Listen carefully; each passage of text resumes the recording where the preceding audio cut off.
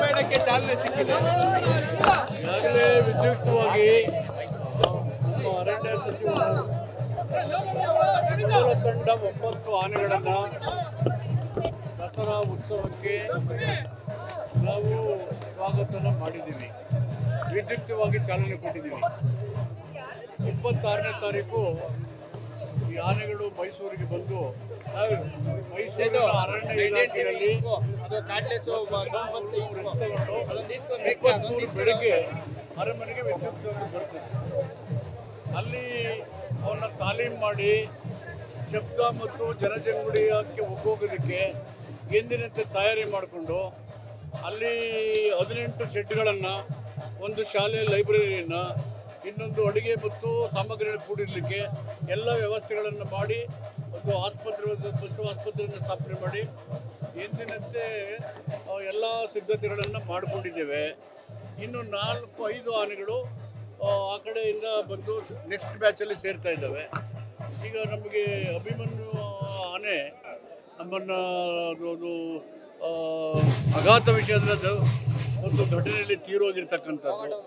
ಅದರ ಬಗ್ಗೆ ಒಂದು ಸ್ಮಾರಕ ಮಾಡಬೇಕು.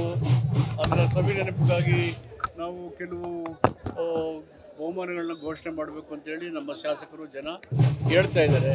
ಅರಣ್ಯ ಸಚಿವರ ಗಮನಕ್ಕೆ ಅದನ್ನೆಲ್ಲ ತಂದಿದ್ದೀವಿ. ಸೊ ಅದನ್ನೆಲ್ಲ ಮಾಡಿ ಎಂದಿನಂತೆ ದಸರಾವನ್ನು ವಿಜೃಂಭಣೆಯಿಂದ ಆಚರಣೆ ಮಾಡಲಿಕ್ಕೆ ಸರ್ಕಾರ ನಿರ್ಧಾರ ಮಾಡಿದೆ.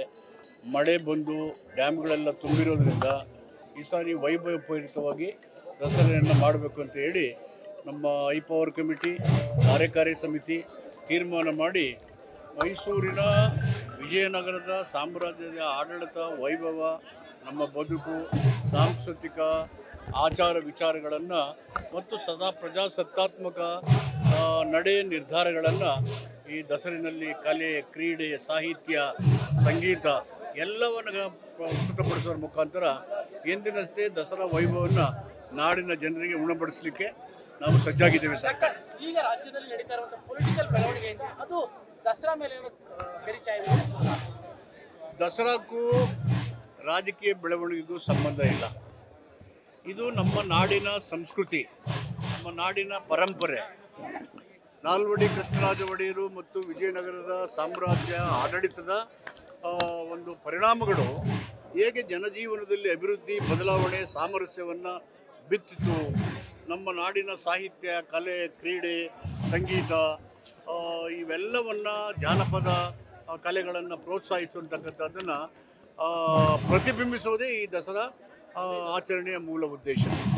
ಇದು ಸಾಂಸ್ಕೃತಿಕವಾಗಿ, ಧಾರ್ಮಿಕವಾಗಿ, ಸಾಮಾಜಿಕವಾಗಿ, ರಾಜಕೀಯವಾಗಿ ಎಲ್ಲ ಕ್ಷೇತ್ರಗಳನ್ನು ಪ್ರತಿಬಿಂಬಿಸುವಂಥ ಒಂದು ಪ್ರಮುಖವಾದಂಥ ಆಚರಣೆ. ಆದ್ದರಿಂದ ಎಲ್ಲ ಸಮುದಾಯಗಳು, ಎಲ್ಲ ರಾಜಕೀಯ ಪಕ್ಷಗಳು ರಾಜಕೀಯ ಜಂಜಾಟಗಳನ್ನು ಬಿಟ್ಟು ಹೊರತುಪಡಿಸಿ ಈ ದಸರೆಯನ್ನು ವಿಜೃಂಭಣೆಯನ್ನು ಆಚರಣೆ ಮಾಡ್ತಾರೆ.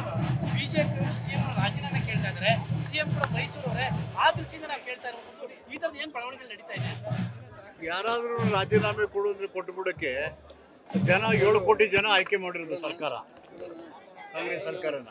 ಅದಕ್ಕೆ ಈ ಸಂದರ್ಭದಲ್ಲಿ ದಸರಾ ಆಚರಣೆ ರಾಜಕೀಯ ಬೆರೆಸಲಿಕ್ಕೆ ನನಗೆ ಇಷ್ಟ ಇಲ್ಲ.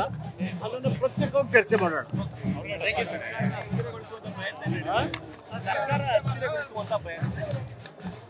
ಏನು ಹೇಳಬೇಕು ಎಲ್ಲ ಹೇಳಿದ್ದೀವಿ. ನ್ಯಾಯಾಲಯದಲ್ಲೂ ಕೂಡ ಅದನ್ನು ಪ್ರಸ್ತುತಪಡಿಸಿದ್ದಾರೆ. ಜನ ಮ್ಯಾಂಡೇಟ್ ಕೊಟ್ಟಿರೋದು ಸಿದ್ದರಾಮಯ್ಯನವರು 5 ವರ್ಷ ಆಡಳಿತ ಮಾಡಬೇಕು ಅಂತ. ಮುಖ್ಯಮಂತ್ರಿ ಆಗಿದಾರಲ್ವಾ? ಯಾಕೆ ಅನುಮಾನ ಯಾಕೆ ನಿಮಗೆ? 136 ಶಾಸಕರ ಬೆಂಬಲ ಇರುವಾಗ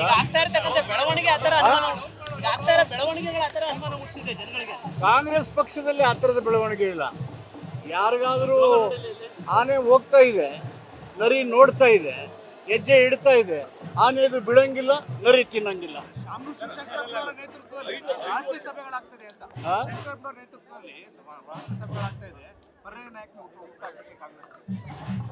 ಯಾವ ಬೆಳವಣಿಗೆಗೂ ಇಲ್ಲ. ಶಾಸಕಾಂಗ ಸಭೆ, ಎಐಸಿಸಿ ಶಾಸಕಾಂಗ ಸಭೆ, ಎಐಸಿಸಿ ಸಿದ್ದರಾಮಯ್ಯನವರು ಮುಖ್ಯಮಂತ್ರಿ ಅಂತ ಹೇಳಿ ತೀರ್ಮಾನ ಮಾಡಿದರೆ ಸರ್ವಾನುಮತದಿಂದ ರಾಜ್ಯದ 7 ಕೋಟಿ ಜನರು ಆಶೀರ್ವಾದ ಮಾಡಿ 135 ಶಾಸಕರನ್ನ ಗೆಲ್ಲಿಸ್ಕೊಟ್ಟಿದ್ದಾರೆ. ಪ್ರಜಾಪ್ರಭುತ್ವದಲ್ಲಿ BJPಯ ದುರಾಡಳಿತ ಭ್ರಷ್ಟಾಚಾರದ ವಿರುದ್ಧ ಕೊಟ್ಟಂಥ ಮ್ಯಾಂಡೇಟ್ ಅದು. ಯಾವುದ್ರ ವಿರುದ್ಧ? ವ್ಯಾಪಕ ಭ್ರಷ್ಟಾಚಾರ ದುರಾಡಳಿತ BJP ವಿರುದ್ಧ ಕೊಟ್ಟಂಥ ಮ್ಯಾಂಡೇಟು. 135 ಜನ ಶಾಸಕರು ಆಯ್ಕೆ ಆದಮೇಲೆ how can an elected government can be destabilised? 5 ವರ್ಷ ಸಿಎಂ ಸಿದ್ದರಾಮಯ್ಯ ಅವರೇ ಮುಂದುವರಿದ್ದಾರೆ. ನಿಮ್ಗೆ ಯಾಕೆ doubt? Why are you doubting? ಏನು ಡೌಟ್ ಯಾಕೆ? ಅಂದ್ರೆ ಈಗ ಮೂಡಾದಲ್ಲಿ ಆಗ್ತಾ ಇರತಕ್ಕಂಥ ಬೆಳವಣಿಗೆಗಳು ಜನರಲ್ಲಿ ಆ ಥರ ಅನುಮಾನ ಹುಟ್ಟಿಸಿದೆ. ಅಲ್ಲೇನು ಬೆಳವಣಿಗೆ ಏನಿಲ್ವಲ್ಲ? Where is the role of chief minister Siddaramaiah? CLP meeting ನಮ್ಮ ರಾಜ್ಯದ ಅಭಿವೃದ್ಧಿ ಚರ್ಚೆ ಮಾಡ್ಬೇಕಲ್ವಾ? ಅದಕ್ಕೆ ಕರೆದಿದ್ದೀವಿ. ನ್ಯೂಸ್ ಫಸ್ಟ್ ನಿರ್ಭೀತಿಯಿಂದ ನಿಮ್ಮ ಪರವಾಗಿ.